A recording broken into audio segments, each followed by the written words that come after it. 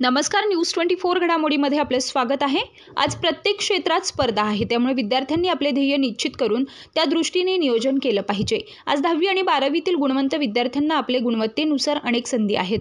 आपण कशात यशस्वी होऊ शकतो हे ठरवून त्या क्षेत्रात आपलं करिअर करावं। स्पर्धा परीक्षेतील प्रश्न हे आपण शाळेत घेतलेल्या शिक्षणाशी संबंधित असतात, त्यामुळे शालेय शिक्षण महत्त्वाचं आहे। दुसऱ्याचा विचार न करता स्वतःबद्दल विचार करून त्या दृष्टीने मार्गक्रमण केलं पाहिजे। गुणवंत विद्यार्थ्यांच्या सत्कारामुळे त्यांना प्रोत्साहन मिळणारच आहे, त्याचबरोबर इतरांनाही प्रेरणा मिळणार आहे।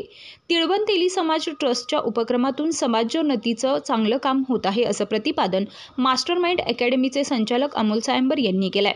तिळवण तेली समाज ट्रस्टच्या वतीनं गुणवंत विद्यार्थ्यांचा सत्कार करण्यात आला। याप्रसंगी मास्टरमाइंड अकॅडमीचे अमोल सायंबर, डॉक्टर राहुल साळुंके, माजी नगरसेवक रमेश गवळी, तौलिक महासंघाचे उत्तर महाराष्ट्र अध्यक्ष रवींद्र करपे, जिल्हा बालसंरक्षण अधिकारी वैभव देशमुख, पोलीस नाईक योगेश घोडके, विजय दळवी, राजेंद्र धारक, गणेश धारक, वैभव शिंदे, गणेश गवळी, योगेश भागवत, पप्पू घोडके, कालिदास क्षीरसागर आदी जण उपस्थित होते। प्रतिनिधी म्हणजे याचा अर्थ काय आहे की तुमच्यामध्ये संघर्ष करण्याची ताकद नाहीये। तुम्ही जे तुमच्या आजूबाजूला जो तुम्ही त्रास सहन करता आजूबाजूच्या लोकांचा,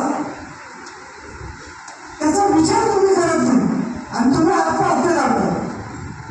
विद्यार्थी असो किंवा आदर कुणी असो, तर तुम्ही संघर्ष करता का? मी जे सांगताना थांबलो की ज्या वेळेस तुम्ही एखाद्या कार्यालयात जाता काही डॉक्युमेंट घेण्यासाठी, त्यावेळेस तिथं तुम्हाला तो शिपाई बसवतो, तुमचे आई वडील किंवा वडील तुमच्या सोबत असतात।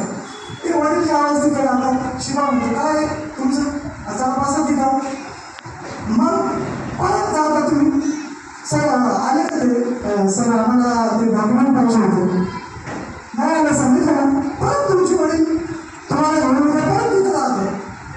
पण तुम्ही ज्या वेळेस तिथे जाता, तो जो शिपाई तुमचा अपमान करतो, मग तुम्ही तिथं हात आला विचार करत की मी तिथं उद्या शिकून IAS अधिकारी होईल, हा विचार तुम्ही केला पाहिजे। म्हणजे तुमचा अपमान किंवा तुमच्या आई वडिलांचा जो अपमान झालेला आहे, तो अपमान तुम्ही इथे लक्षात ठेवला पाहिजे की माझ्या आई वडिलांचा अपमान झाला किंवा माझा अपमान तिथं झाला, किंवा एखादा मुलगा 12वीच्या नंतर किंवा त्याच्या पुढे गेल्यानंतर त्याला पोलीस मध्ये जायचं, समजा आमचे योगेश घोडके मित्र आहे, ते दोनदा त्या परीक्षेतून बाहेर पडले, ते सिलेक्ट नव्हते झाले, बरोबर ना सर? तर ते दोनदा त्या परीक्षेतून बाहेर पडले ना, तर त्यांनी पुन्हा तिसऱ्यांदा परत दिलं। त्यांनी काय दुसऱ्यांदा रिजेक्ट झाले म्हणून त्यांनी काय आत्महत्या नाही केली, त्यांनी तिसऱ्यांदा परत दिलं ना। मग तुम्ही हा विचार का करता? तर तुम्ही तो विचार सोडला पाहिजे। आणि सगळ्यात महत्त्वाचं, तुम्ही जी काही गोष्ट करताय ना, त्याचा अपमान आपल्या डोक्यात ठेवायचा की जो अपमान झालाय तर त्या अधिकाऱ्याच्या जागी मी बसेल, किंवा एखाद्या पोलिसाने तुमचा अपमान केला, एखाद्या PIने तुमचा अपमान केला, तुम्ही एखादी तक्रार घेऊन गेल्यानंतर मग तुम्ही हा काय विचार करता मी त्या PIच्या जागी PSI होईल म्हणून? तुम्ही हा विचार केला पाहिजे। तुम्ही आत्महत्येचा विचार कुठल्याही प्रकारे केला नाही पाहिजे मुलांनी। स्वामी गोसावी, न्यूज 24 घडामोडी, अहमदनगर।